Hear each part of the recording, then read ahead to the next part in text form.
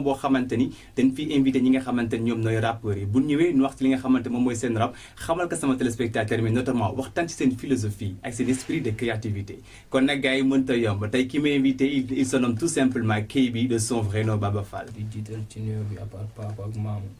di bëggee staff KB bi yëpp di nuyu waa Alhamdulilah. tey sa tur di King Baba et moom aussi tamit turam di King Baba est-ce que dawoo foofu King Baba def KB. loolu dama ciy sawar tontu.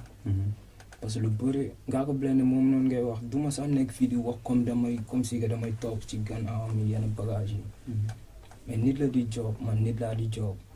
seulement ça am nañu ay jaar-jaar gisante nañu dox nii di waxtaan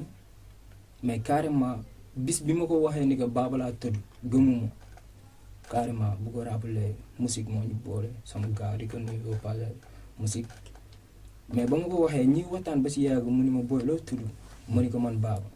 mu ni ma booy bàyyi la ngeen def waaye balaay comme yow ni nga xamee ni Baba laa tudd quoi nga bëgg ni yow Baba nga tudd mais man lan moo ma wóor ni Ngaaka Blindé King Baba bi man jëlee ko ci man. lan moo tax nga daal di choisir li nga xamante ni moom mooy tur bi ak fi mu jógee KB bi. mu ni ko xoolal BA au carré bi boo ko tojee da lay jox Baba BA au carré c'est-à-dire que 2 fois Baba. mu ni ko moo nekk noonu après si la kii fekk King Ba jël kaa bi ak bee bi mu nekk kay bi seulement